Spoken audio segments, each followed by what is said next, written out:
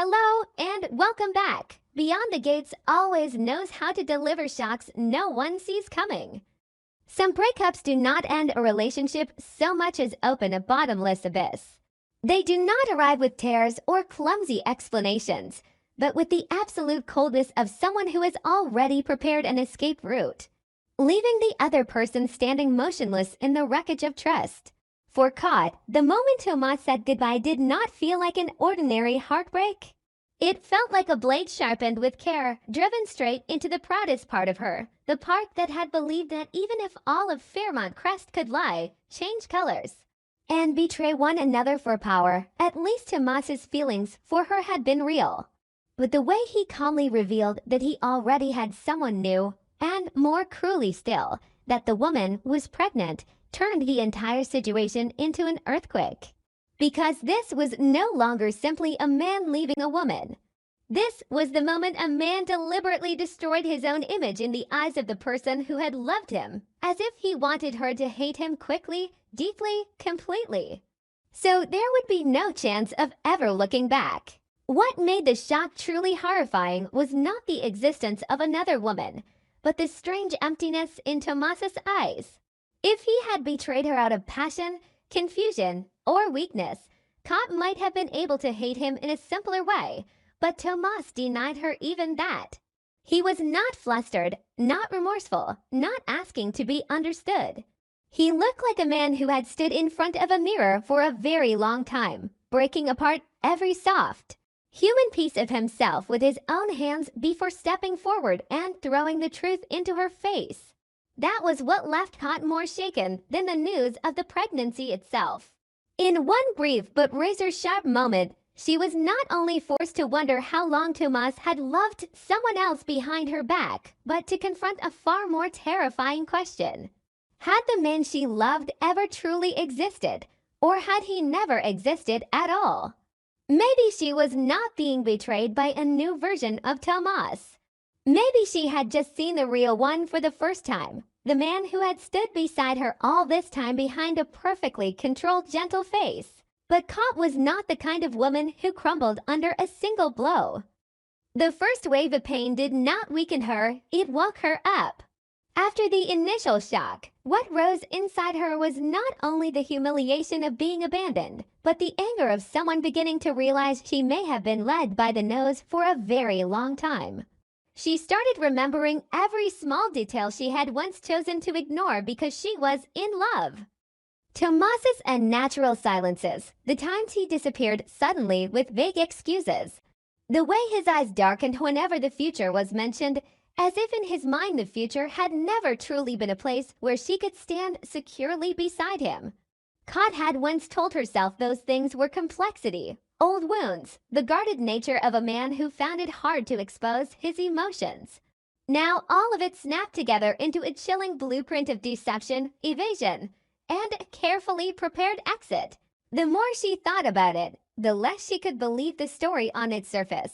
A man who had just declared he had someone new and was about to have a child should have carried at least something that resembled joy, urgency, or determination to step into a new chapter. But Tomas had none of that. There was only a hardness like steel and a deeply buried exhaustion, as if leaving Caught was not a victory but a sentence he had been forced to carry out on both her and himself. That dissonance transformed a romantic tragedy into the smell of conspiracy. Caught began to understand that she might be standing in the middle of a much larger game, one in which the pregnancy was not simply the result of a relationship, but perhaps evidence, a shield. A binding clause, even a noose tightening around Tomas from a past he had never dared to confess. The pregnant woman therefore became the darkest shadow in the story, not because she had one, but because she appeared like a truth that had been hidden too carefully for too long. If she really was Tomas's new love, then the fact that he had remained with Caught until now was an unforgivable kind of cruelty. It would mean that while Caught still believed in the life they were building together, while she still allowed herself to dream of lasting devotion, Tomas had been living two lives at once, giving her just enough tenderness to keep her in place while another future grew in the dark. But if she was not a new love, if she was the remnant of an old mistake, a relationship from before Cott ever entered his life, then everything became even more dangerous. In that case, Tomas had not merely hidden one truth from her.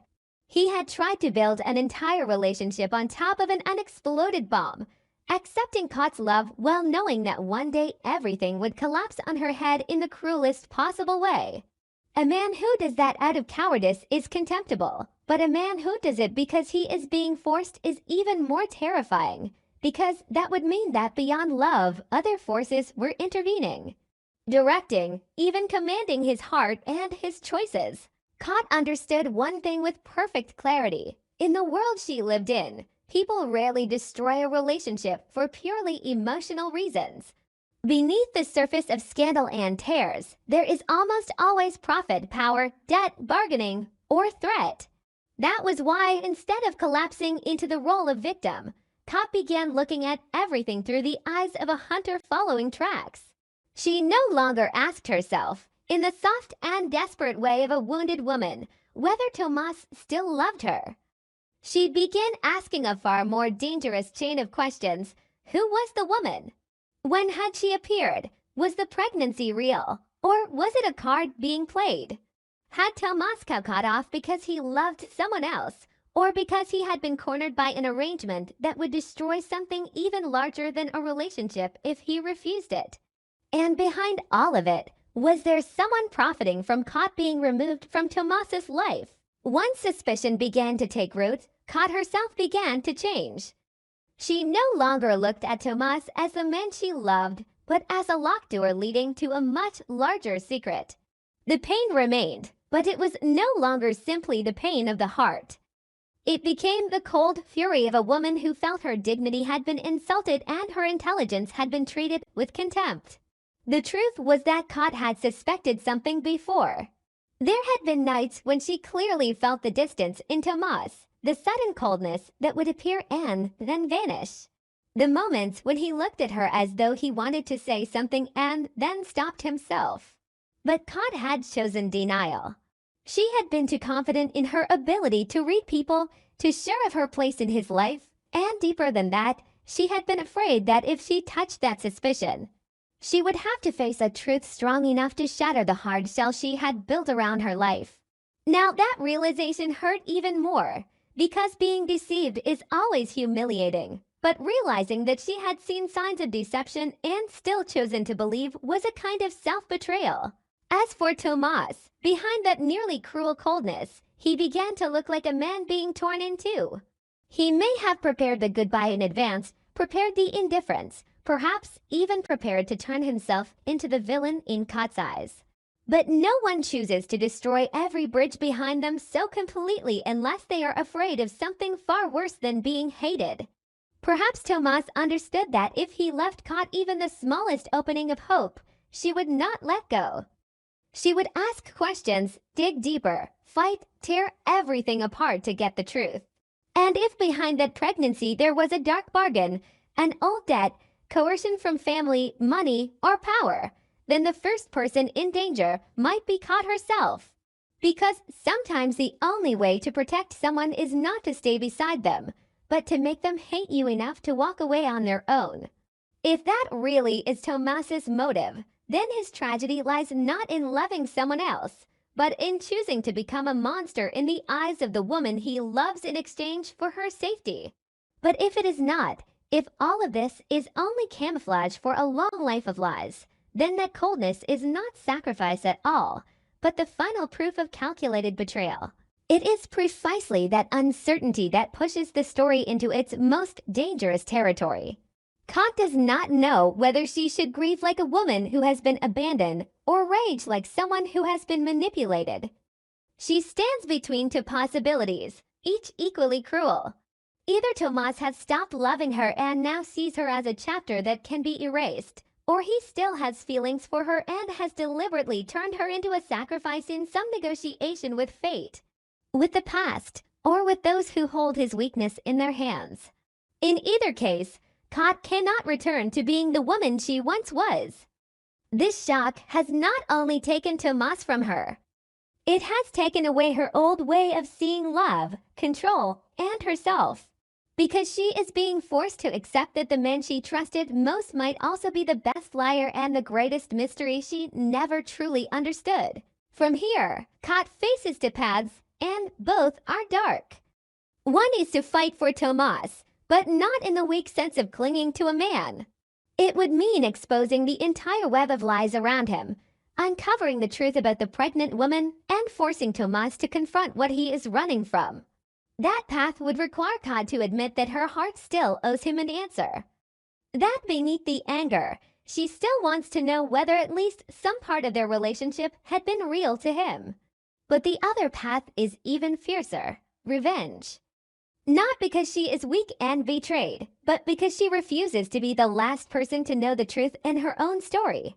If Kat chooses that road, the pregnant woman will no longer be a simple romantic rival, but the first target in an investigation that feels more like war. Tomas too will no longer be the man she once loved, but the one who ignited the most dangerous transformation within her. And the truly frightening part is that the deeper Kat digs, the more likely she is to discover a shock even greater than the pregnancy. Because that child may not be the beginning of a new love story at all, but the legacy of a past Tomas tried to bury.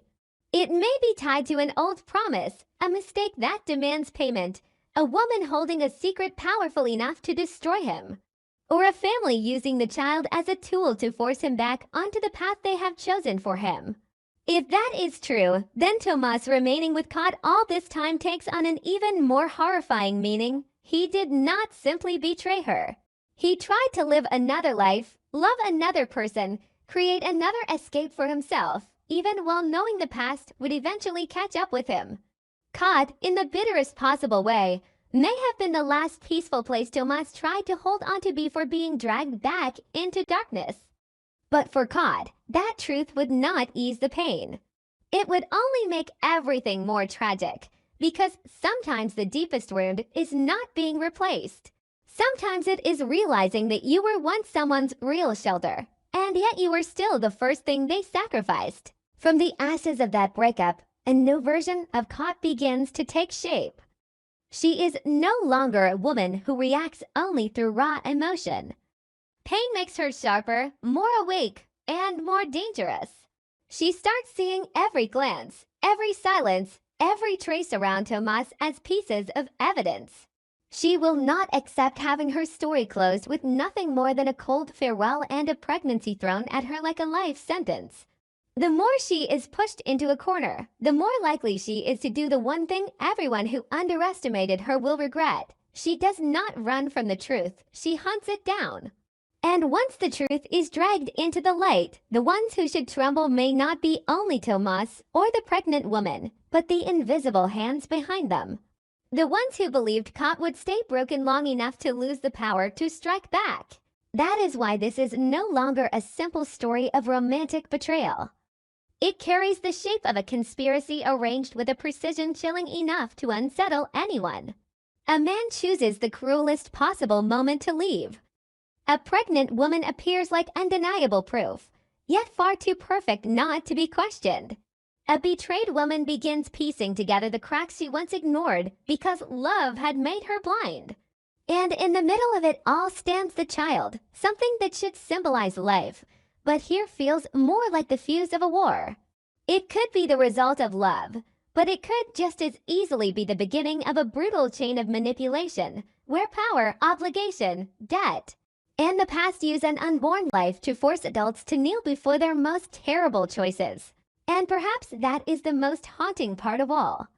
Kat thinks she is in pain because she has lost Tomas, but the truth is larger than that. She is in pain because she must now revisit every memory with him under a different light, a merciless light that turns every tenderness into a possible disguise, every promise into a delay tactic, and every hand he once held into nothing more than a way of postponing a goodbye that had already been decided. Meanwhile, Tomas, whether he is a true betrayer or a man hiding a desperate sacrifice, has already stepped onto a road from which peace may never be possible again. Because once he chose to say goodbye in the cruelest way, he forced Kat awake. And a Kat who has awakened will never love in the old way again. She will suspect more deeply, remember for longer, strike back harder, and never stop searching for the true nature of what killed the trust between them. That is why this shock could completely change the way Kat sees Tomas. Not because she discovered he has another woman, but because she is beginning to understand that love was never the safest place in her life the way she once believed. It may in fact be the first battlefield where people smile, hold each other, make promises, and then quietly arrange the most devastating fall for one another. And if Tomas really is hiding some agreement tied to that child, if he truly has been forced or bound by a secret from the past, then this tragedy is only beginning. Because a buried truth never stays buried forever. It will pull other names into the light, other debts, other hands. It will force Kat to fight not only for a betrayed heart, but for her right to know, her right to understand, and her right to determine the story of her own life. And honestly, this is exactly the kind of collapse that lingers in people's minds the longest. Not because it is loud, but because it is cold. So cold that everything feels prearranged.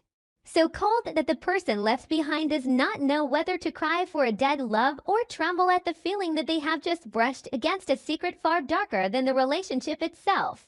If the story continues down that path, then Tomas and Kat will no longer be just a broken couple.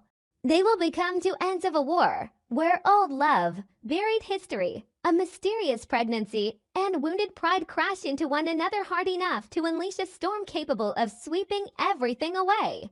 And in that storm, the most terrifying question will no longer be who still loves whom, but whether, by the time the truth finally comes out, either of them will still be the same people they once were, capable of loving at all.